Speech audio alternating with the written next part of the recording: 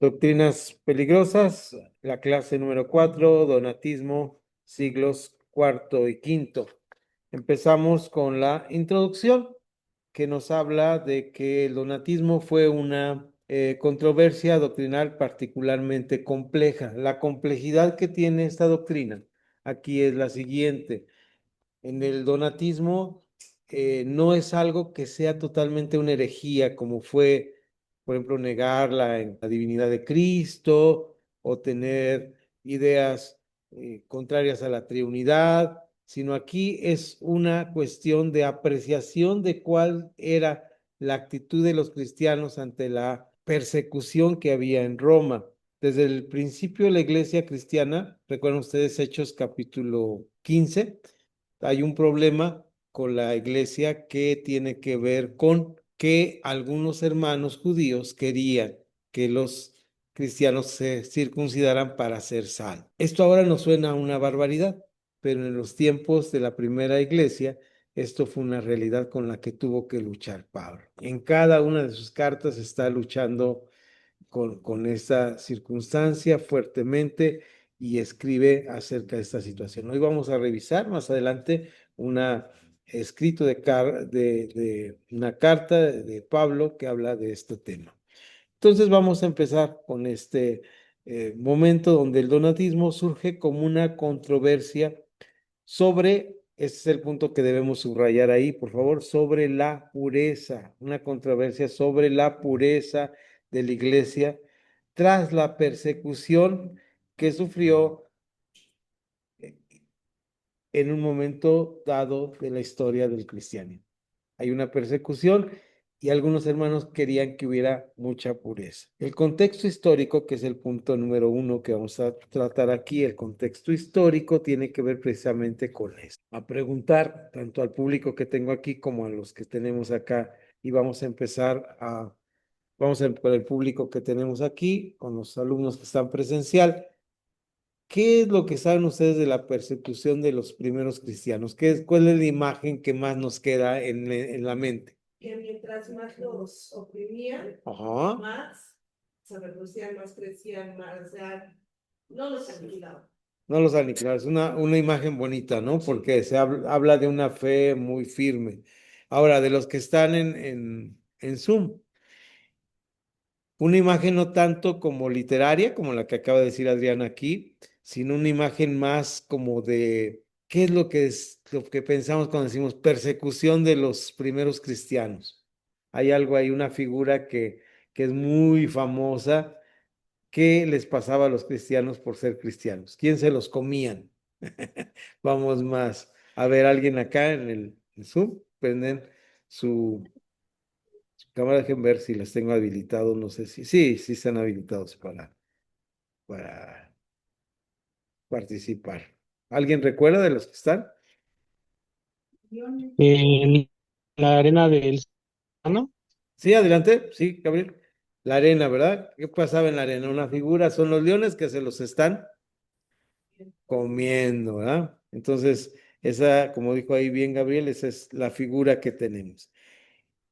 Las persecuciones dentro de el cristianismo durante estos siglos de persecución no fueron una sola persecución con la misma intensidad. Las persecuciones en la historia se llaman diferentes etapas de la persecución. Había momentos de mucha intensidad, momentos de más calma, es decir, cada una de ellas tenía un momento de intensidad. En este sentido, a finales del siglo III, hubo un emperador que se conoce como la última de las persecuciones. ¿Cómo se llamó este emperador? Bueno, su nombre, sí, Augusto Diocleciano.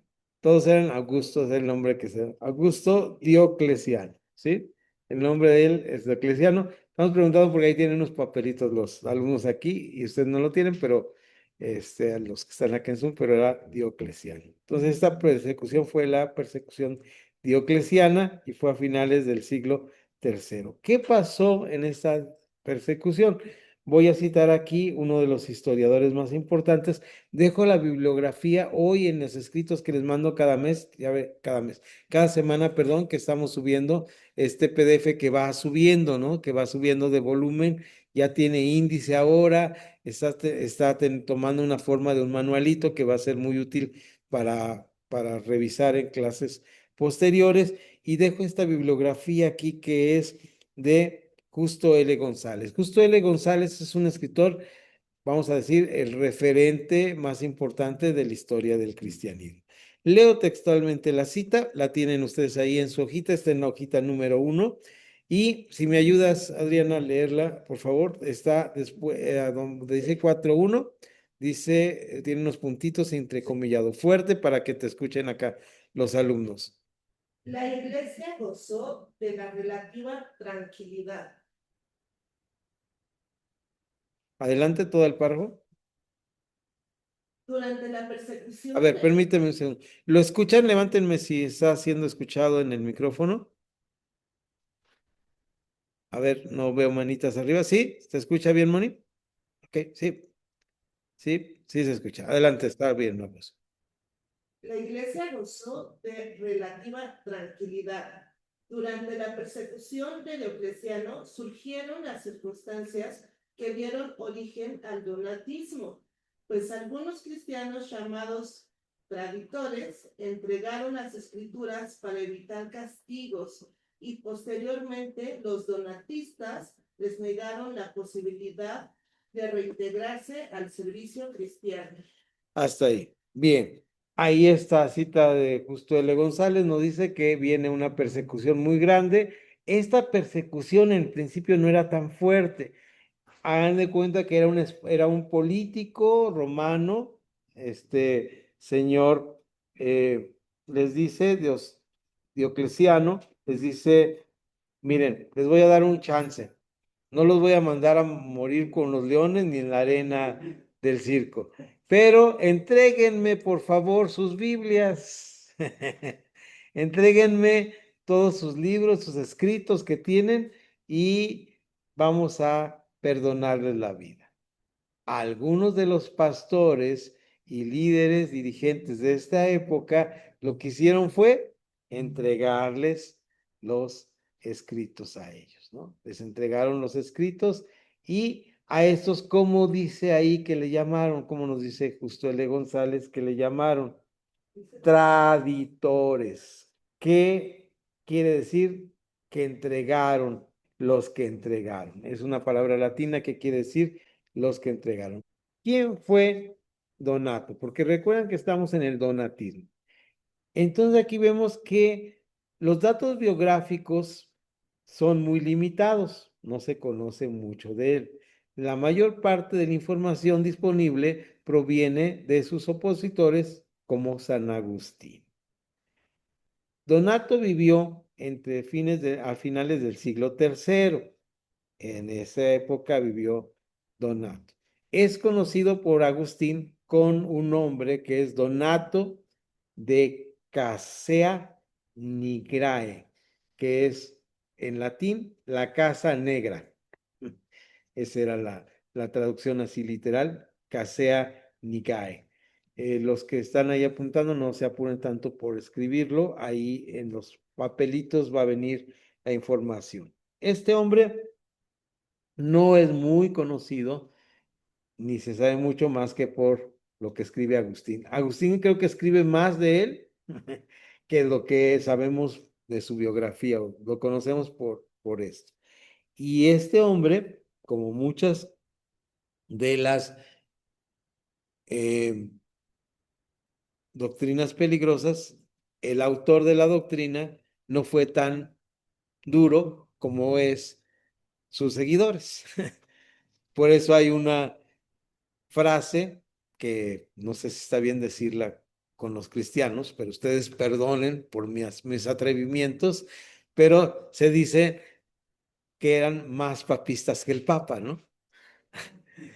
¿Han oído esa frase? Más papistas que el Papa. En ese sentido, tenemos ahí que muchos de estos pues eran más duros que él.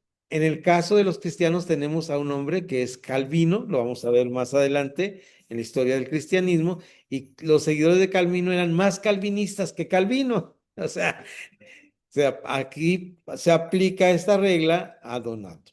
Donato, que pues apenas tenemos unos datos, y era muy, pues muy obscura su biografía, pero ¿qué hacía Donato? Bueno, él afirmaba que la iglesia debía estar formada por santos. Esto no parece una herejía, ¿verdad? Parece muy bíblico. La iglesia debe estar formada por santos. Que los obispos que habían sido traidores, que habían entregado a la fe, ya no tenían ninguna autoridad, aunque perdieran perdón. Ahorita vamos a ver en el libro de los Gálatas este caso, el que tiene que ver con la iglesia nuestra ahora. Esa era la herejía. O sea, la herejía es que decía, quien se salió del redil, pues que ni regrese, ¿verdad? Esta era la parte que estaba ahí difícil. Siguiente punto, 4. ¿Cuál fue la respuesta? Esto es lo que enseñaba Donato, pero punto 4. ¿Cuál fue la respuesta? ¿Cuál fue la respuesta de la iglesia? Bueno, Constantino, ¿recuerdan quién fue Constantino? ¿Se acuerdan de un señor que siempre que no me acuerdo cómo se llama? ¿Cómo Constantino se llama? En el año, vuelvo a repetir el nombre, a ver si lo vamos mencionando porque es una fecha muy importante para la iglesia cristiana, en el 313. En el 313, ¿qué pasa en el 313? Él declara la universalización de la iglesia y llama un concilio que es el concilio de Nicea, que es para arreglar todas esas cosas que se estaban saliendo de cauce de la iglesia.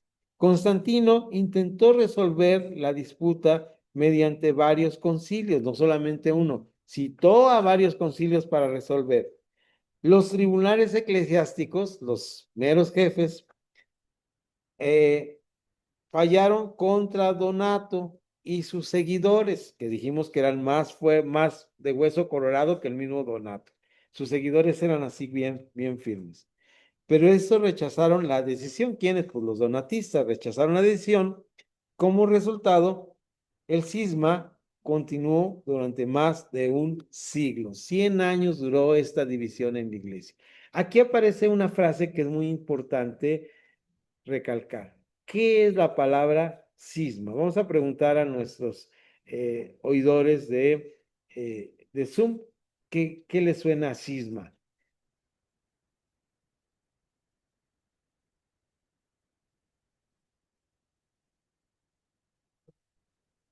Sí, lo pueden googlear también. Cisma, con C. Cisma. ¿Qué es un cisma?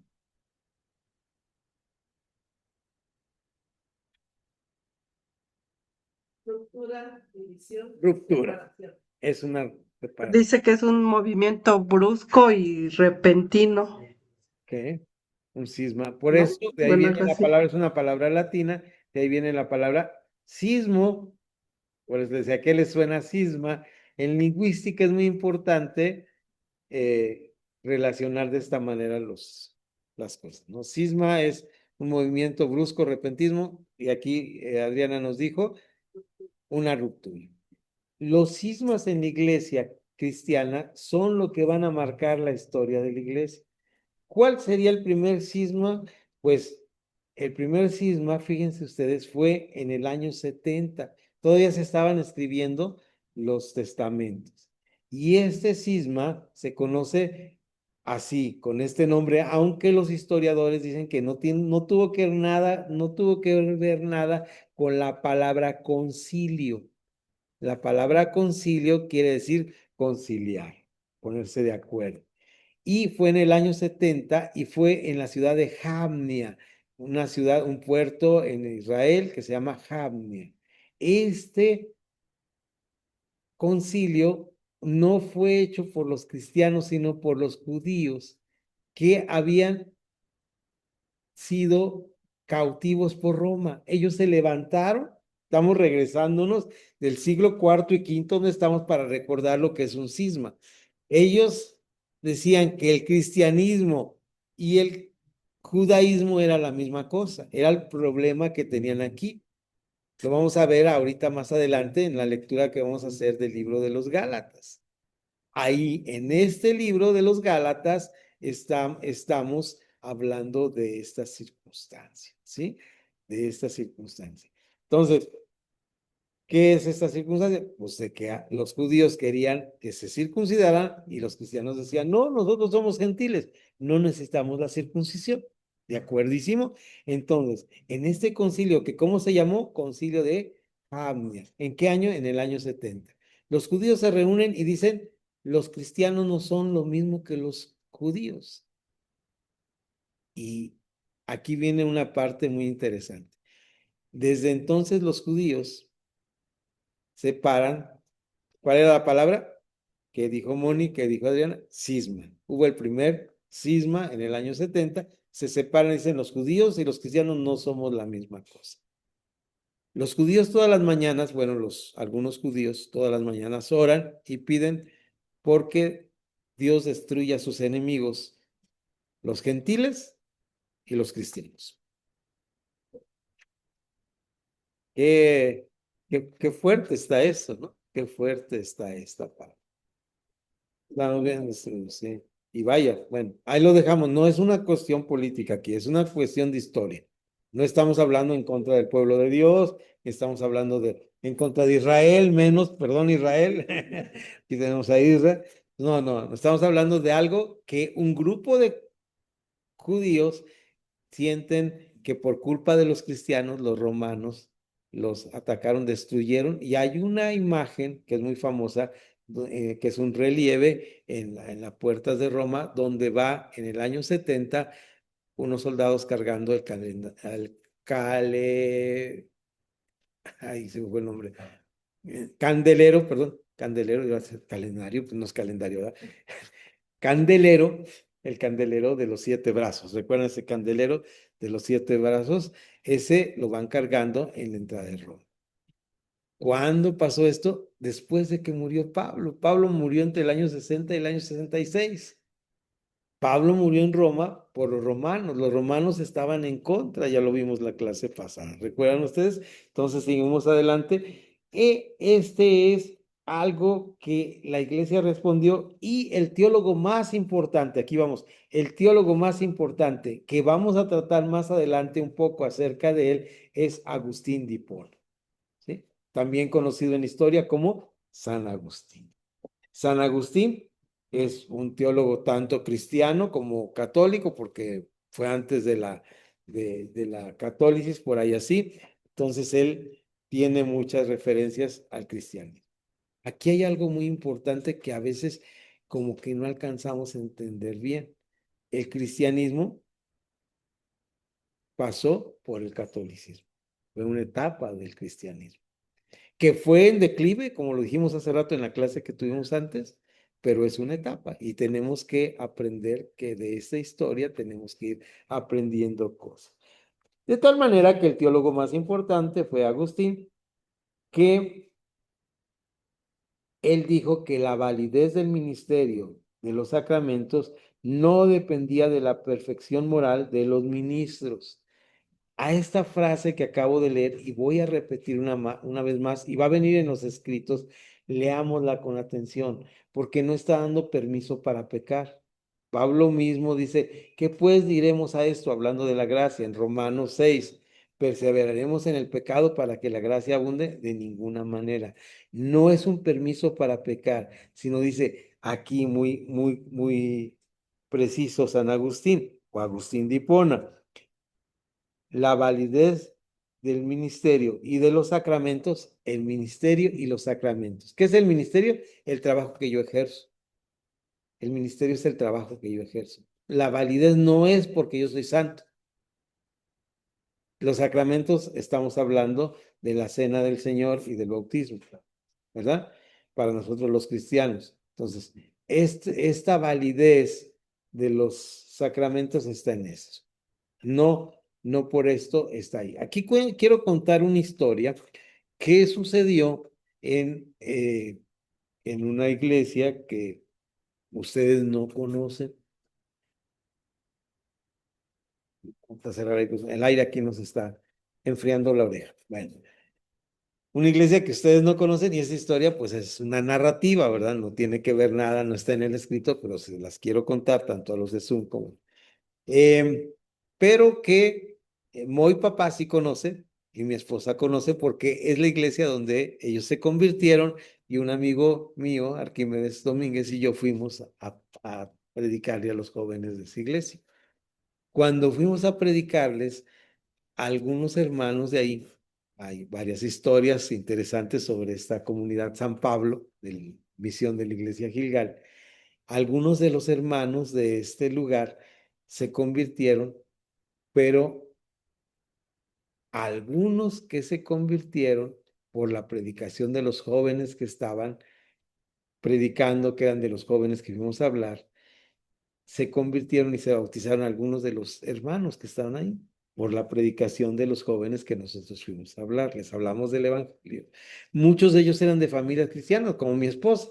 Su mamá era muy buena cristiana y estaba ahí como cristiana, pero ellos, los hijos, pues no eran tan cristianos, pero se convierten y empiezan a predicar. Algunos de sus amigos se convierten y empiezan a predicar. Y algunos de los que son convertidos se bautizan. Pero uno de ellos, de esos jóvenes, se regresa al mundo. O como decimos ahora, para estar de moda con lo que está pasando en nuestro país, se regresa al mundial, ¿verdad? Y entonces, cuando se regresa al mundial, hay una discusión entre los que éramos líderes docetista.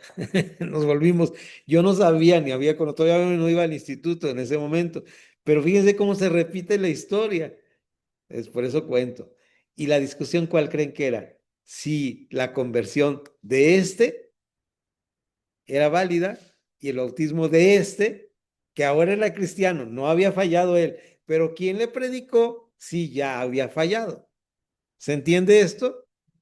Entonces, se dan cuenta cómo a veces nos ponemos muy estrictos, muy moralistas, es la palabra correcta. Entonces, aquí tenemos este punto para seguir. Implicaciones para la iglesia hoy.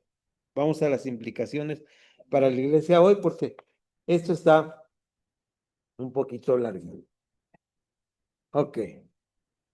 Dice, implicaciones para la iglesia hoy. Aunque esta controversia ocurrió hace más de 1600 años, la pregunta que plantea sigue siendo relevante en nuestras iglesias. Ya lo vimos ahora con la historia que les narré, ¿no?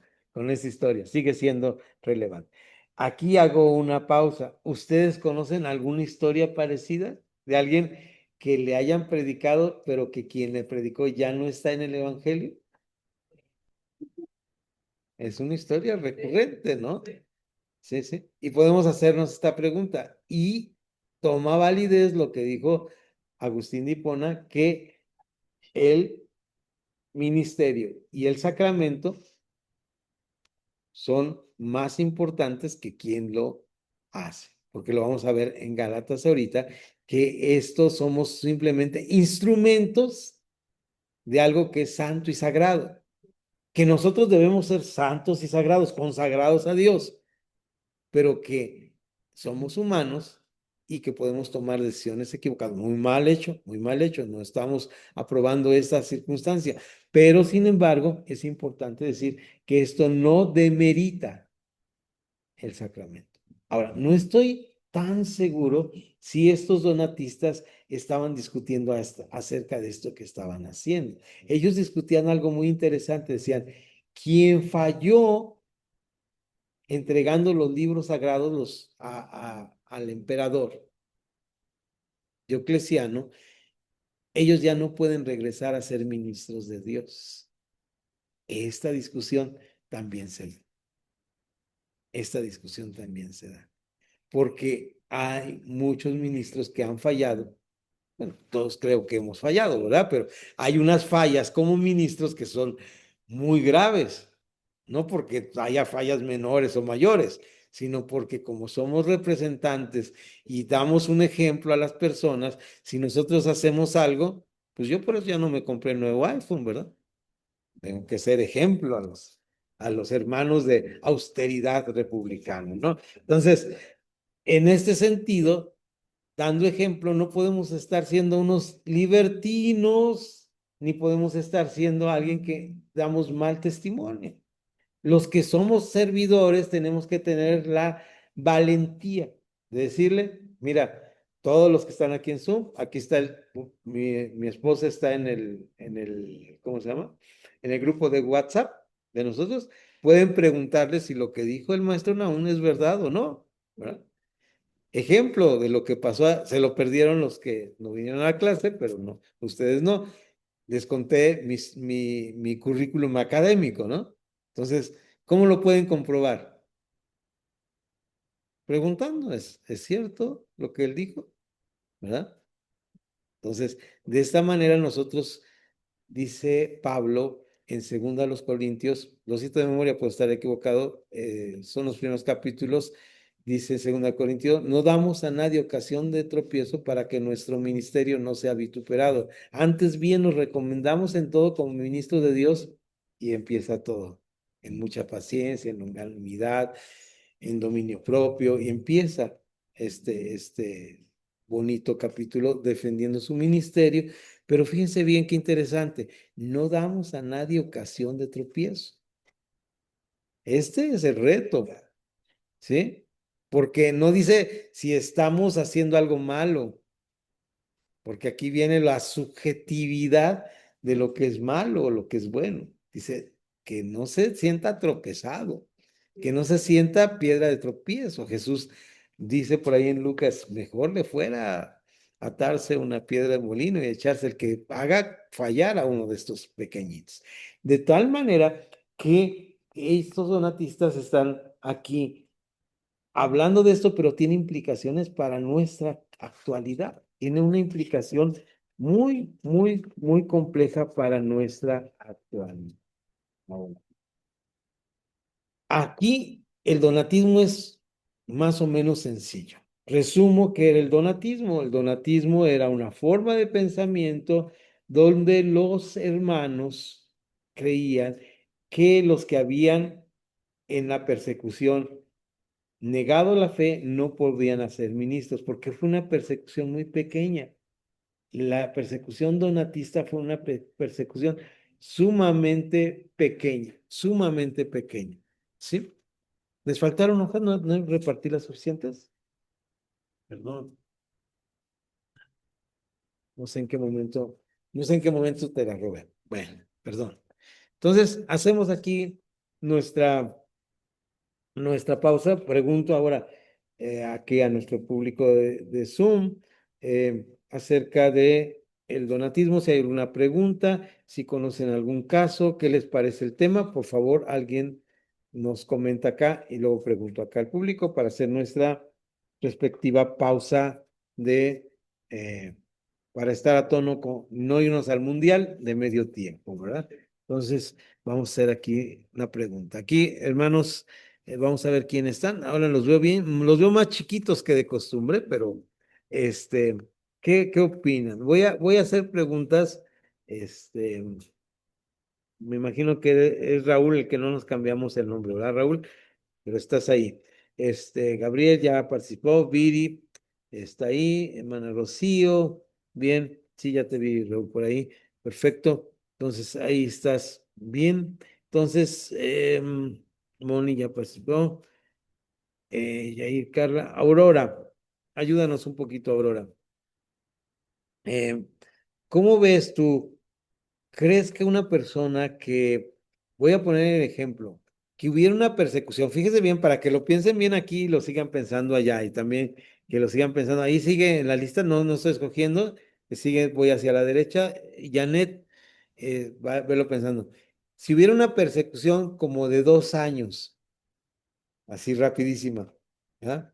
Y dijeran, todos los pastores tienen que entregar su Biblia con que predican y algunos se entregaron la Biblia. Termina la persecución, ya el malvado gobierno que puso esta persecución se va y viene otro gobierno donde ya se permite el cristianismo ¿qué pensarías tú que haríamos con estos? ¿Cómo verías tú un pastor? Fíjense bien, ¿cómo verías tú un pastor en ese sentido? Tú, Aurora, y luego Janet. Mm, Yo creo que sería un pastor que no está predicando con la verdad, ¿no? Porque por un lado nos están enseñando a confiar en Dios y por otro lado, si el pastor entrega su Biblia, pues está entregando su fe Ok. para mí. Sí, muy bien, muy bien. Ahora te pregunto, ahora, pasaron los 2 años, ya lo hizo muy mal el pastor, yo estoy de acuerdo contigo, pero ya se fue la persecución y ahora él dice, yo quiero volver a ser pastor. ¿Tú qué pensarías? Pues que no somos jueces para juzgar. Yo creo que le daría otra oportunidad. Démosle una oportunidad al muchacho, diríamos, ¿no? Entonces vamos a ver qué hacemos. Janet, ya te me moviste, pero creo que te había dicho que te tocaba. Es cuando suben. ¿Qué piensas de esto? Si puedes hablar, no sé si estás disponible para comentar. Si no, brincamos a Marcela, ahí como vayan entrando, y luego la maestra Leti. Bueno, la maestra Janet no está disponible, entonces pasamos con Marcela. Tampoco. La maestra Leti. Sí, buenas noches, aquí Sí, estaba adelante, con adelante, el adelante, Marcela. micrófono. Este, pues sí, pues si durante la persecución se va, pues sería una falta de fe porque pues no está siendo como que congruente, ¿no? Con lo que la prédica, con los hechos. Sí es. Y si regresa 2 años después que ya se acabó todo, pues también está el mal testimonio, porque muchos a lo mejor se apegarían a eso, ¿no? A decir, pues él que me predicó esto espiritualmente ya no está y ahora regresa, pues cómo, ¿no? No cuadra. Pero como Claro, dice la hermana Aurora, pues también se le da una oportunidad, ¿no? Porque no somos quienes para juzgar, pero mucha gente luego se va con el señalamiento, ¿no? Del principal, que es el pastor, y muchos pues ya se acomodan y pues se van también, claro. corre ese riesgo de irse en una cuestión así de persecución. Bueno, muy bien. Bueno, Gracias por tu opinión. Quiero decir antes de que si tiene algún comentario Leti Vargas, quiero decirles que mi actitud a veces es muy dura. Te soy honesto. Yo de entrada diría no. Y más si yo me guardé y no lo hice. Porque una cosa es que lo haga otro y dice, bueno, pues lo hizo, yo no estuve, pues esos que estuvieron ahí en el año 303 al 305 pues ¿qué tiene, verdad? Pues que los perdonen, ¿verdad? Los hubieran perdonado, ¿para qué están de exigentes estos donatistas? Pero cuando te toca vivir la experiencia y tú sí sufriste la persecución, oye, mira, aquí traigo las cicatrices de lo que me hicieron, me torturaron porque yo no quise entregar mi Biblia. Esos somos más duros. Maestra Leti, ¿tienes algún comentario? Adelante. Hola, buenas noches. Buenas Pues noches. sí, es algo pues difícil para el ser humano. Muy bien. Entonces ahí vamos a estar con este tema. Es muy difícil. ¿Algún otro comentario? ¿No? Lo más Pero dice el complicado. Señor que el que la perderá, ¿no? ¿No? Y es eso. Ay, no sé si me escuchó. Sí, sí. Sí. Entonces, pues más bien es como decía Pablo, ¿no? El vivir Ahora sí te perdimos, maestra escrito, Leti. todo Es- vale la pena arriesgarse por el Señor. A Y ver si bueno, pues si ya nos escucha. quiere regresar, pues no somos quien para juzgar y ya. Sí, te oíste entrecortada, pero por el No sé si me contexto te escucho. Es que entendimos. ya empezó la lluvia. Sí. Oh, ok, gracias, maestra Leti. Entonces, sí, se oyó entrecortado, pero entendimos por el contexto de lo que estás diciendo, entendemos sus palabras y estoy de acuerdo con eso. Y bueno, Sí, esta parte que has dicho de ese versículo, ¿no? De que quiera guardar su vida pensando que la guarda, la pierde, ¿no? Eso es lo que estabas mencionando, que se ve entrecortado, pero ese versículo es. Vamos a ir leyendo. Yo propongo una relectura del libro de Gálatas a la luz de la controversia donatista. Entonces, esta es mi propuesta. Esto es lo que escribí al respecto después de haber leído varias veces el libro de Gálatas con respecto a esta situación que estamos planteando de personas que entregan, pues renuncian a su fe, ¿verdad? Traicionan la fe propiamente. Y la forma en que lo vamos a hacer va a ser es que vamos a leer los 4 primeros párrafos y luego vamos a discutir acerca de esta situación. ¿De acuerdo? Entonces ahí estamos. Empiezas, por favor, Irra, con el primer párrafo, luego van a ir pasando las demás personas. Sí, propongo una relectura del libro de Gálatas con un enfoque sobre la controversia donástica a la luz del nuevo milenio. Este libro resulta muy pertinente para el tema. El propio autor lo deja claro desde el primer capítulo, donde escribe a un grupo de iglesias de la religión de Galacia. Ok, gracias. ¿Te ayudas, Monse, por favor? El propósito de la carta es poner en claro el mensaje de Jesucristo, quien, como dice el autor, vino a librarnos del presente siglo malo. Asimismo, es evidente que los párrafos siguientes, que el objetivo de la epístola es apologético, defender el verdadero evangelio frente a enseñanzas que amenazan con distorsionarlo. Adriana, por favor. Además de aportar muchos datos históricos que Lucas ya había presentado en su maravilloso relato sobre la vida y ministerio de Pablo, ahora encontramos detalles que nos permiten comprender mucho mejor acontecimientos que Lucas no narró ampliamente en el contexto de los viajes misioneros. Sin embargo, más allá de los datos históricos, Pablo nos deja verdaderas joyas de la revelación divina. Excelente. Una de ellas aparece cuando afirma que Dios no hace excepción de personas.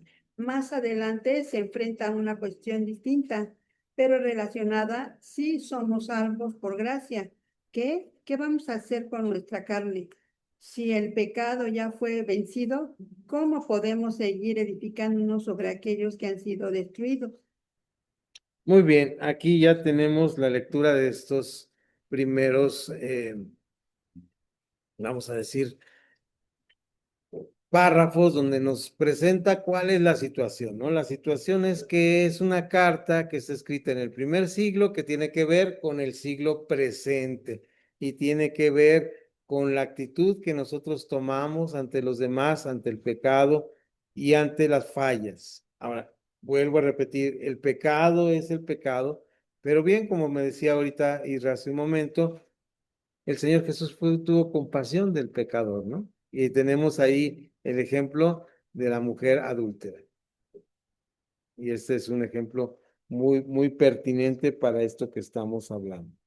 Entonces ahí ya leímos los 4 párrafos y luego dice, el capítulo culmina con algunas de una de las declaraciones más memorables en la historia del cristianismo, porque yo, por la ley, soy muerto para la ley, a fin de vivir para Dios. Y también con Cristo estoy juntamente crucificado, y ya no vivo yo, mas Cristo vive en mí.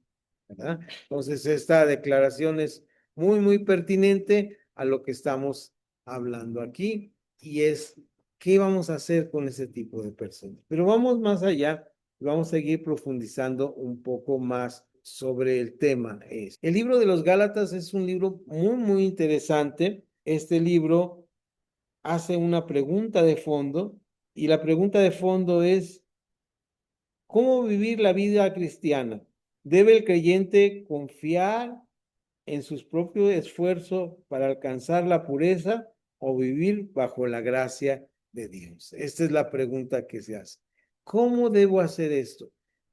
Noten aquí la pregunta que parece complicada, pero al fin confiando en la gracia, entendemos que esto es diferente. La manera humana de pensarlo sería, no, pues hay que hacer algo para alcanzar la salvación. Hay que lograr algo. De hecho, nos enseñan siempre en la vida que pues tenemos que esforzarnos, tenemos que lograrlo. Pero la gracia es simplemente depender de él. Ahora sí, vamos a Gálatas 3:1. Vamos a ir, fíjense bien, leyendo del último párrafo que dice, ahora prepárense ustedes para leer como lo hicimos hace rato, para seguir leyendo. Leí fue hasta, ayúdenme, con Cristo, ok, la pregunta. Empiezas con la pregunta de fondo, luego, luego seguimos ya con nuestras alumnas. Monse va a leer, tomemos, por favor, van preparando. Luego, Adriana va a leer después. Y por último, por eso, Pablo. Y ahí vamos a terminar ya esta discusión. Ahora, mucho ojo aquí en lo que vas a leer. Ahí hay unas palabritas que están con letras rarísimas. Las brincas y lees anoitoi, ¿verdad? Así como suena. Y vamos a, inclusive tiene un asterisco porque tiene una explicación al final. Pueden ir a la explicación al final. Inclusive cuando les pase así que lean algo en los escritos que hago, brinquen totalmente esa parte. No es tan importante como se decía en griego. Es una referencia bibliográfica para saber algo, pero no es necesario leer. ¿De acuerdo? Estimado Isra, vamos entonces a encuadrarte para leer esto. La pregunta de fondo sigue siendo la misma. ¿Cómo vivir la vida cristiana? Este fue precisamente uno de los problemas centrales del donatismo. ¿Debe el creyente apoyarse por completo en su esfuerzo humano para alcanzar la pureza o debe vivir bajo la gracia de Dios? Bueno, ayúdame con el siguiente párrafo. Tomemos los destellos de los capítulos 3 y 4 que nos adentran en el camino del análisis que estamos realizando. Primeramente, Pablo interrumpe con una frase muy fuerte. En la frase posiblemente utilizó la palabra griega casi odoro de la Reina Valera, la traduce en Gálatas 3:1 como insensatos. La palabra insensatez es muy apropiada para identificar la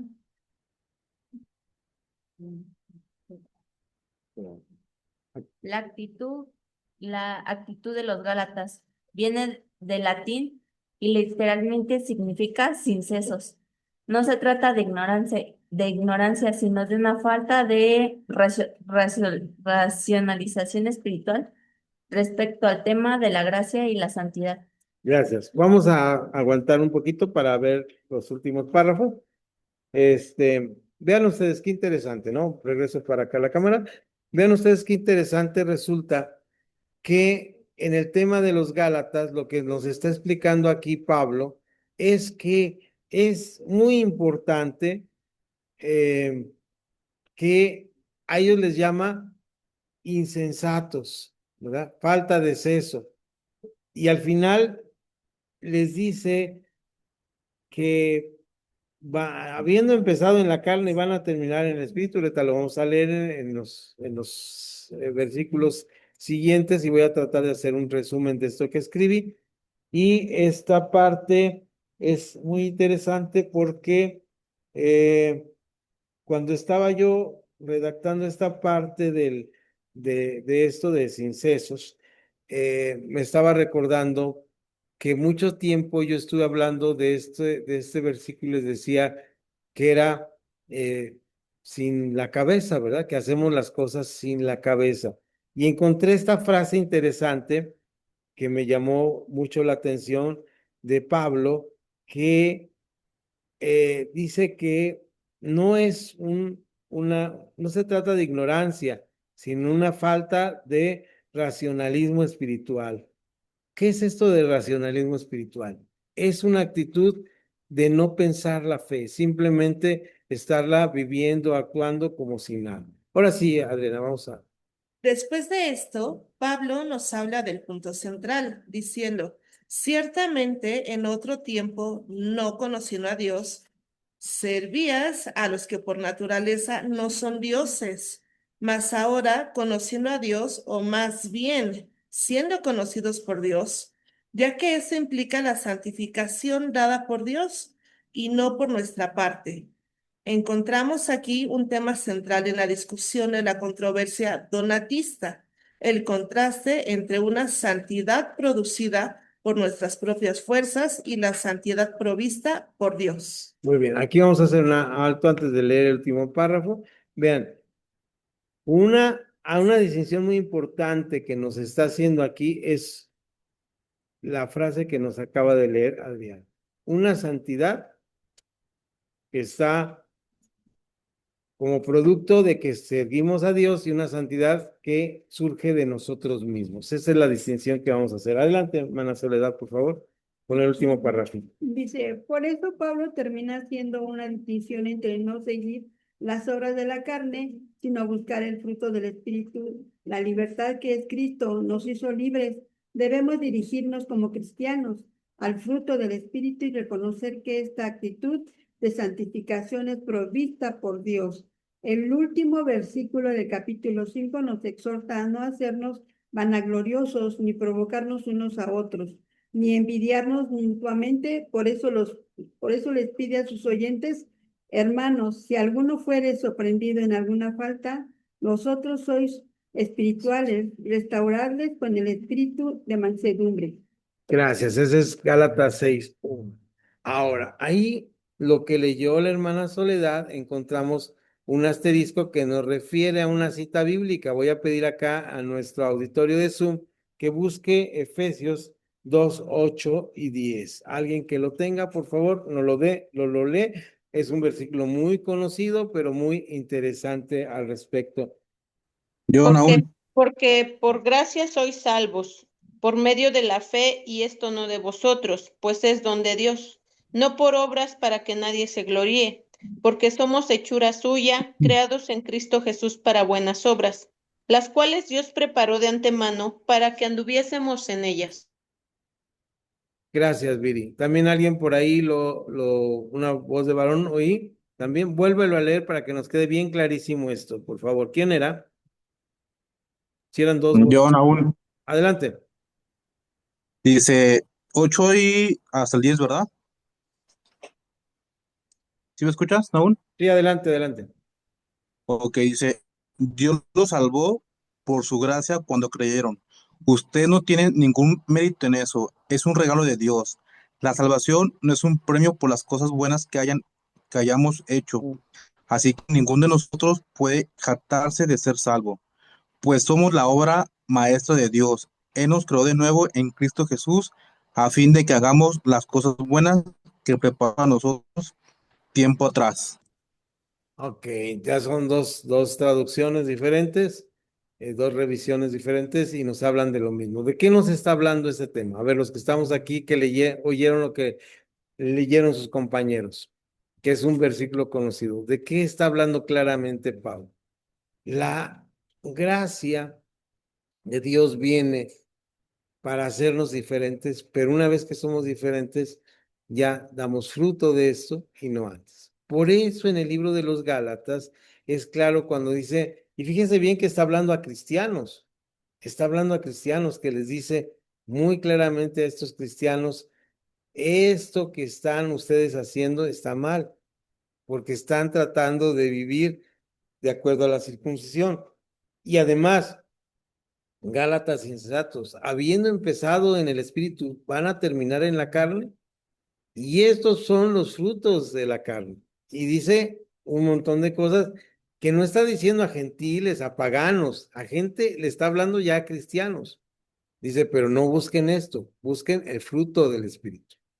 Y el fruto del espíritu es el fruto de tener una vida desde la gracia de Dios. Esto es el fruto del espíritu. Y esto nos da un concepto totalmente diferente y distinto. Tengo aquí un comentario que mandó Gabriel. Sí estás por ahí, Gabriel, que estaba tratando de leer y me parece interesante. Lo mandaste. Puedes comentar, puedes leerlo, porque aquí mi luz no es muy buena, quería leerlo, pero si tú lo tienes ahí a la mano, Gabriel, te agradecería lo comentaras. Así, al fin es pequeño y ya lo puedes comentar, que creo que sí, tienes razón, enlaza bien con lo que estamos diciendo. Adelante, Gabriel. Perdón, ¿eh? No hay Voy. cuidado, te Está un espero. poco lento mi teléfono. Muy bien. Este, eh, ¿Sí se escucha? sí, perdón. ¿Ya me escuchó? Ya. No, le pregunto a Carlos Ya, algo. ok. Ok. Bueno, es algo que me gustaría añadir, que, pues bueno, lo que se comenta también es bastante tangible actualmente, en tanto el tema de la Biblia, de lo que tocábamos como tema, que en sí es algo que está pasando actualmente, que no es algo que únicamente pasó en ese periodo, sino se está repitiendo en varias obras misioneras. Tal cual el mensaje diste en distintas partes del mundo donde no hay libertad religiosa y donde, habiendo, entre comillas, el gobierno omite ciertas partes de la Biblia, como en China, donde actualmente están sacando a misioneros, ya que ellos son los que transportan la Biblia sin censura a esas partes de China o las que traducen en distintos dialectos de China. Ujú. Bueno, eso es un ejemplo. Igual comentarles de un libro que me encanta mucho para abrirnos el panorama y no estar encerrados en un cuadro, sobre un libro que se llama Estos también son tus hermanos, de Richard Wurmbrand, no sé cómo se pronuncia bien, Bien. pero este libro habla sobre distintos testimonios de gente que vive en esa persecución, cristianos, católicos, o sea, independientemente, vivimos la misma persecución. Hay una parte, perdone que me extienda un poco, Adelante, hay adelante. un ejemplo que me encanta muchísimo, que habla sobre una madre y un hijo que los atrapan allá en China Ujú. y los tienen encerrados y el pastor comenta que le dijeron, ¿sabes qué? Te vamos a dejar libre, pero dinos quiénes son tus hermanos, quiénes son aquellos que con los que estás haciendo los cultos a escondidas. Ujú, ujú. Y él no quería soltarlo, no quería decirlo, pero le muestran a su mamá que también está encerrada y le dicen, si no nos dices, vamos a matar a tu mamá. Entonces este pastor empieza a dudar mucho, empieza a dudar muchísimo y su mamá le dice unas palabras que hasta el momento no se me han olvidado, que es, si tú les llegas a decir quiénes son ellos y sus nombres, en ese mismo momento yo dejo de ser tu madre. Entonces, se me hace un dato bastante interesante de que aún actualmente se esté Sí. repitiendo ese patrón y algo tan tangible, por ejemplo, en Chiapas, aquí en México, o en los poblados que hay en Oaxaca también. Queman iglesias, les cortan la luz, los matan, o simplemente no. Es una cuestión muy extensa, la verdad. Sí, sí. Y perdón. Sí, gracias, Gabriel. Muy interesante el tema y sobre todo pensar esto cuando tocamos el tema, bueno, fue en 1600 años y les pasó esto, fue una persecución de 2 años, pues y qué mal y ya. Pero pues hay persecución y los hermanos, como bien dices, tienen que tomar una decisión moral y ética de decir qué hago, cómo voy a actuar, porque el evangelio es fácil de vivir cuando vivimos en libertad, pero bueno, ahí están los datos interesantes y nos compartes también, Gabriel, con a tus compañeros de alguna manera en el chat la bibliografía de esta persona que citaste, sería interesante que lo tengamos como referencia de lo que está pasando, ¿no? Y sí, yo pienso, no sé, Gabriel, si tú conoces, yo tengo algunas personas que lo conocen, sobre todo podemos preguntar a gente como Am, se me fue ahorita el nombre de mi maestro, pero Carlos Martínez, me regresó el nombre. Ya a esta hora, a la hora que me voy a dormir ya se me apaga el cerebro. Pero yo me duermo a las 10 de la noche donde esté, entonces ya no estoy en automático ahorita. Y Carlos Martínez, volviendo al tema, que es pues anecdótico un poquito, pero él cuenta mucho o tiene mucha información que nos ha dado acerca de lugares donde hay persecución en el país todavía, ¿no? Y hay organizaciones, eso sí, no se conozco, hay una organización de defensa de los evangélicos que dan información no en China, porque en China sí está muy difícil, ¿verdad? O en Corea del Norte, por ejemplo, que yo he sabido que han hecho algunas aplicaciones que venden como jueguitos y que están escondidos ahí partes de la palabra. Son cosas y las permiten entrar al país y ahí tienen como entrada esto, ¿no? Lo que decía Gabriel pues, que se convierten en verdaderos traficantes de la palabra. Hay mucho que mencionar sobre esto. Entonces, tengamos esta información a la mano y sabiendo que, bueno, la persecución no es algo que no vaya a pasar en el mundo. Sabemos que esto puede cambiar en cualquier momento, en cualquier momento. Vivimos en un mundo cambiante, en un proceso que le llaman los sociólogos civilizatorio, donde el mundo está cambiando y no sabemos cómo va a ser.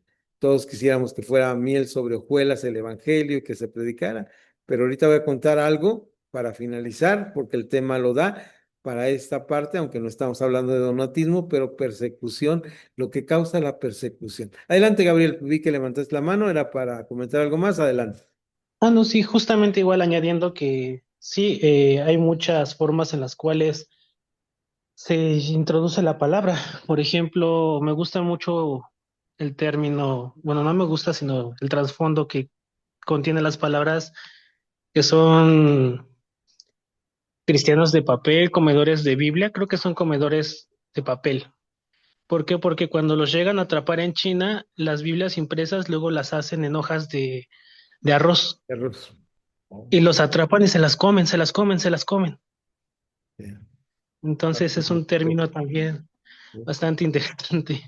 Y Sí, igual sí. añadiendo, incluso hablando de Israel, para el área misionera es uno de los focos rojos, porque ahí el tema del evangelio es un tema muy complicado, muy pesado, y es uno de los puntos rojos en el mundo para ir a misionar. Sí, ahora mismo a los cristianos, los que están ahí cuando estaban cristianos los golpean, ¿no? El sionismo, más que los israelitas cristianos o creyentes en Dios como fe, pues hay un sionismo, ¿no? Pues todos los extremos son malos. Las dos anécdotas, gracias Gabriel por ese comentario interesante de los comedores no lo sabía, muy interesante el tema. Documentémonos sobre temas como estos. Yo más les doy el dato histórico de dos aspectos. El primero nos estamos adelantando un poquito, vamos a aprovechar que la clase fue corta, nos quedan poquitos minutos para terminar. Iba a hacer una dinámica de discusión sobre qué harían ustedes si los agarraran, pero pues mejor vamos por este camino que nos dio ahora este tema que sí es muy interesante.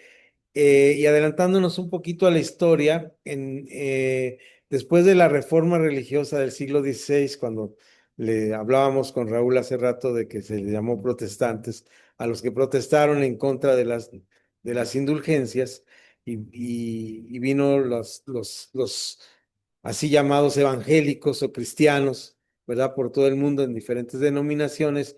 Hubo unos cristianos que se fueron a Francia. Estos cristianos fueron llamados o conocidos como hugonotes. Estos hugonotes, había pleito en Francia, no entró el evangelio como en Suiza, como en Alemania, donde fueron países conocidos como países protestantes.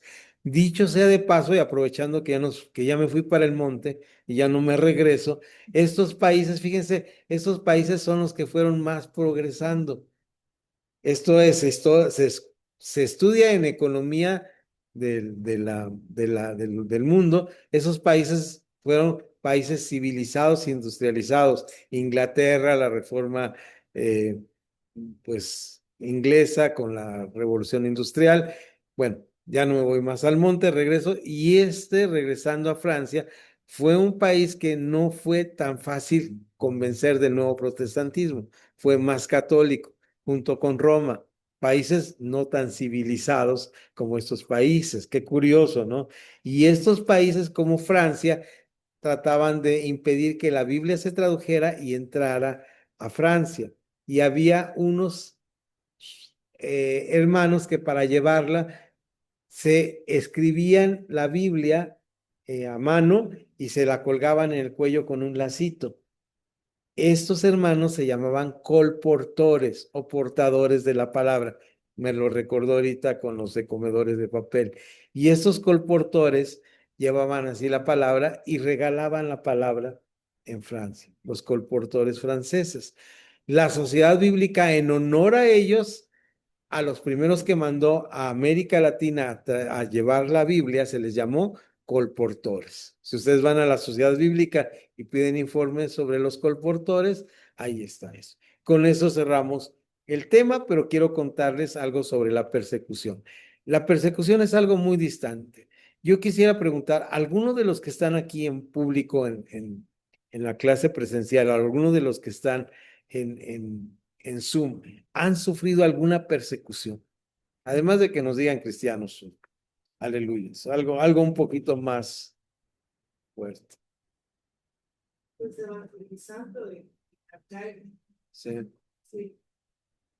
violencia por Sí. evangelizar. Pues, persecución. Que te tiran la bocina, o la Biblia, o te empujan. Sí, te agreden. Sí, sí, hay agresión contra el evangelio, ¿no? Nos ha tocado esa difícil circunstancia. De los que están en Zoom, algunos que le apedrearon aquí tenemos lámina de asbesto, pero antes había de lámina y a mí me tocó estar en iglesias apedreadas. A mí me tocó estar en iglesias apedreadas. Y estamos hablando del 2013 en Guadalajara, ¿sí? Los hermanos de allá conocieron Casa de Paz, que aquí estamos ahorita en otra Casa de Paz, pero aquí hay más paz todavía, porque allá no había mucha paz, porque cuando se iban los pedradones, pues nos tocaba fuerte el asunto, ¿no? Entonces, ahí estamos con eso. Entonces, ¿hay alguien de allá, de nuestro público, que tenga esta circunstancia? Perdone, pues particularmente ahí en Acolman, donde ahorita está la iglesia, al principio sí sufrimos cierta persecución y hasta cierto punto cierto hostigamiento. Y se metieron 2 veces a la iglesia a robar, justamente porque no querían que hubiera una iglesia ahí y hacían todo lo posible. Y como ahí donde estamos todavía tienen esa parte de la ley del pueblo, la ley de Sí, de costumbres, no me las acuerdo. usos y costumbres, sí. Sí hubo muchísimas trabas y fue un tiempo en el que hasta nos daba en lo personal miedo abrir las puertas porque sabíamos que iban a estar ya afuera. Ya nos habían mandado a un grupo de mototaxistas ahí a que nos estén vigilando y era como que un poquito complicado, pero pues en oración y Dios respaldando su obra nos dio la victoria. Ya las personas que nos hostigaban ya se fueron de ahí. Sigue la misma, la misma las mismas cosas ahí, pero ya en menor cantidad. Sí, Pero y ahí sí, a al Gabriel principio. acabas de tocar justamente la razón por la cual en Chiapas y en Oaxaca hay persecución, por la famosa ley de los usos y costumbres. Entonces, en base a esa ley, ellos dicen aquí decidimos que no los queremos y los sacamos, los expulsan, son gente expulsada.